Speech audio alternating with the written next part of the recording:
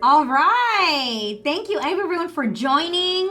We are super excited today. We're going to be discussing everything you need to know about ADUs. And we have a special treat. We have my dear friend, Armando Lopez. He's actually the lead designer with Housable. Let's just start with the basics, right? And the basics are the hot topic. So what is an ADU? So an ADU is an accessory dwelling unit. So it's a second dwelling to the main dwelling. You have to have a main dwelling in order to add one.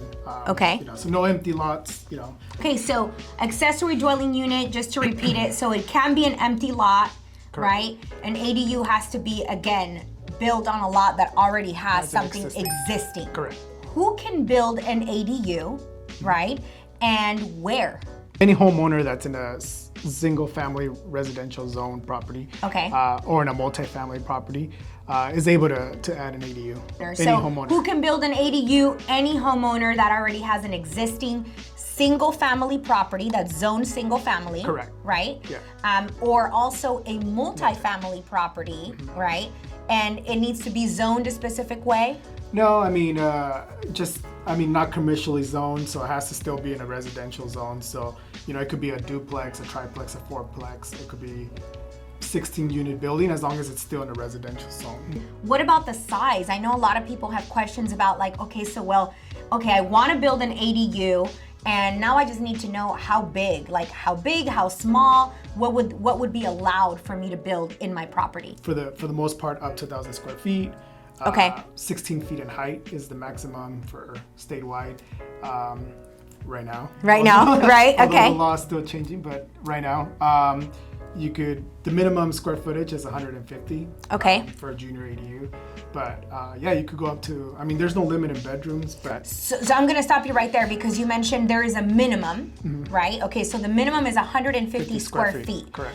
And the 150 square feet would apply to, you mentioned, a junior ADU. Or an ADU as well. Or an ADU. Right. Okay, so it doesn't have to be just a junior Correct. ADU. Yeah. And for those who don't know what a junior ADU is, what's a junior ADU? Yeah, junior ADU is it's a junior accessory dwelling unit. Okay. So it's basically it has to be within the existing envelope of the main house. So Got it. It can be a new addition. It has to be either an attached garage conversion, an existing bedroom or living space, or a family room that you're converting to junior ADU.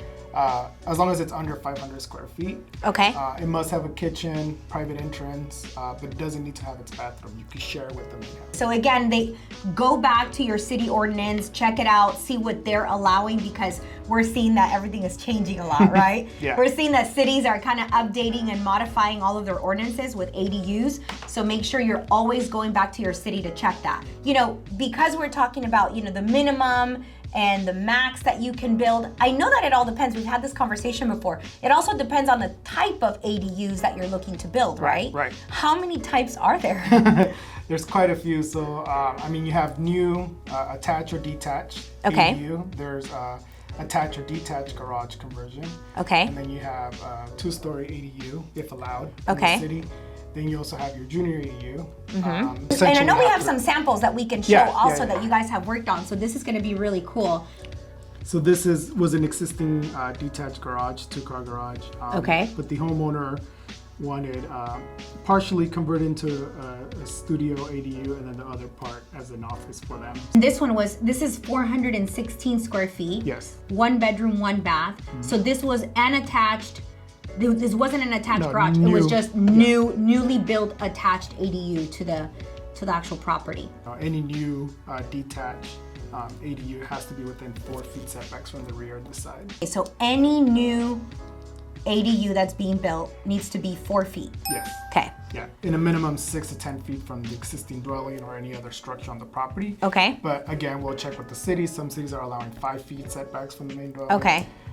It all depends on. We're having these conversations with homeowners every single day as to do I build an ADU? Do I sell my property and purchase something that already has an ADU, already has a back unit for parents, right? To bring the grandparents closer to the grandkids. Right. So we're seeing a lot of that. We're also seeing that a lot of the younger generation is now looking to purchase something where they can offset, right? They offset their mortgage by having a second unit. Also planning for the future for their parents. I mean, we're seeing so many situations where we knew that this was so important for us to share. Not only that, but you're also getting, you know, young kids or young adults who are trying to buy a house and they can't find because everything's really expensive. So, you know, the parents are allowing them to build in their space. That's fantastic. They already had the down payment money, right? They're like, Mom and Dad, you have the lot. Let us just build this here. Now it's costing us X amount, but it's increasing the property probably double or triple. And that's something that we're learning along the way. Like appraisers are now getting the hang of this, and they're actually like considering ADUs, which is a good thing. The federal's also kind of, you know, working on loans now to allow for first-time buyers to now include some of that funding or some of that income coming from the ADU. So look at this, Half Moon Bay, 14 months, about $120,000 for the project cost. So that's giving you guys an idea of about, you know, what the cost is on an ADU. I know that that's a question that as I'm speaking to homeowners when they're considering building, that's the one thing that they're always asking me. On average, Gia, how much is it gonna be? I'm sure that you're getting these questions every day also. But again, we're seeing that it just depends how big, right? Location, what type of ADU, right? What are other considerations also that would factor into a project cost, Armando? I mean, there's a lot. I mean, if you're going with the loft or a 2-story, you got structural engineering that needs to be involved. That delays the process. Excuse me. You also have like larger units. If you go with a unit above 750 square feet, now you got impact fees. Dive into what an impact fee is so that those who don't know and are listening in can at least have an idea. Yeah, so impact fees apply to any ADU above 750 square feet. Impact fees are usually for schools, roadsides, additional services for the city, but they only apply to ADUs above 750. So, above 750. And they vary per project. So the city would have to look at the scope of work and kind of look at the location and determine what that cost would be. And are you seeing that in different cities? I know that you guys, Housable's working all throughout California, so Southern California, Northern California. Right. Are you seeing that there are some jurisdictions, some cities that are easier to work with? They have a lesser amount of time than perhaps other cities? Definitely. Okay. Yeah. Okay. Yeah. How are you guys seeing Long Beach and like the surrounding areas around here? Long Beach is probably one of the easiest. Long Beach is allowing 2-story ADUs for single-family residents, not multifamilies. Okay. They're allowing up to 1,200 square feet. I mean, yeah, I think they're ahead of the game.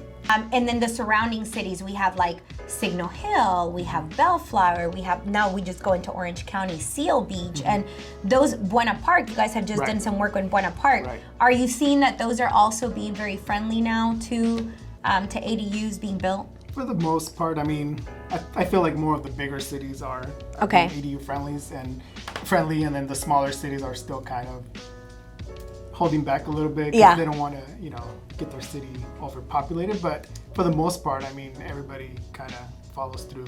We've discussed the types, which is awesome. I mean, I love seeing all the types that you can build. I feel like people believe, right? They have this perception that you can only convert the garage or you can only build a new structure. Right. But there is so many different types that you can do. So it's just a matter of checking. How long is the process? I know you mentioned that for bigger projects and independent of their historic district, it may take a lot longer. Yeah. So what has been the shortest amount of time you've seen an ADU been built? I would say maybe from start to finish, 4 to 6 months. 4 to 6 months. Yeah, that's if someone already knows what they want. We get the feasibility completed, we get the designs completed real quick, and then the city actually completes it within time, then yeah. Yeah, because everybody can have something done and now it's just in the hands of the city, pretty much, right? Mm-hmm. Okay, so where have you seen like the most common hurdle in the process, right? Does it come from the homeowner? Does it come from the city? Does it come from the architect? Like where is it that a lot of time is spent or sometimes perhaps even wasted? I would say funding would be one, right? Because you have to get that funding and there's some big delays with like HELOCs and right now with everything going on and the refinance or construction loan. So that process, could take 90 days. Some clients are waiting, 3 to 4 months just on design, trying to figure out what they want. And then we're seeing those that are rental are like, just next week, get it done. This is it. Let's move forward. Let's Yes. go to permitting. So we are seeing that customers are kind of just sitting there and moving things in, which is fine. That's what we're there for. But we do remind them that we still need to permit this and get it to the city. So so a lot of it also is where the homeowner's trying to figure out what kind of design to do. Yeah. Whether it's going to be a rental, they may just like a rehab, they may do it a little bit faster because they know they're going to rent it, or is it going to be for them? Is it going to be for their parents? Are they going to use it as an office? Yeah. So they may take a little bit more time in designing it to their own. That is the second, I think, big held up, and then the third would be the city. The city. When it comes to how you guys can help, how Housable can help, because I know that there's a lot of companies out there just like Housable, right? How are you guys navigating homeowners through this process? What's your process like? We let the customer or the user go onto our website. They're able to gather basic information on their property, kind of look at some potential and look at the local ordinance. We provide that for them. We let them kind of just let us give us all the information they want to know. We'll schedule a call with them. Okay. We'll review their preferences. We'll review their project together. We'll kind of look at their property and kind of help them, provide as much information so that they could kind of leave knowing what they want to build. Yeah. And we would be able to provide them a quote for service. Oh, okay. So they now have at least some information on the cost. And then we can connect them to lenders if they want, some financing options, and then, we'll help them through the whole process. We don't connect them to contractors until the design is finalized, and we at least have electrical, mechanical, and architectural details, so that the contractor will quote them pretty accurately. Otherwise, they're getting ballpark price, and they actually need. Got it. I'd highly encourage you guys to visit Housable. Take a look at some of their projects, because I know, Armando, you guys are going to be having some of these, right? On the next one. So you're going to be holding it open for people to come through and at least see like what a project looks like, what an ADU looks like. And that's what we're working on, in different areas, because we do serve all of California. So we're trying to, make sure everybody in different areas are able to see a property. If you guys have more questions, have even a scenario of a property that you have and you've been on the fence and you don't know what to do, Armando, how do they reach you? Yeah, we could provide my contact, but I think, for home buyers, we typically just, we'll give some information, but we're not able to kind of give you information on a property that's not yours yet, until you actually purchase it. So if you're in escrow, of course, we'll help you with that process, but we're still able to, provide some basic information so that you could determine if that's something that you want to do. Okay, well, I think we're about to wrap up. Thank you everyone for joining. This was awesome webinar, everything about ADUs. And so we hope to do this again, probably in the next couple of months or so. But we look forward to your questions. You know how to reach Armando. It'll be on this video. Housable.com. Housable.com. You know how to reach me, Gia, at intihomes.com. There's all of the platforms. You'll see it underneath. We're here for you. Let us know. Have a great one. Bye-bye.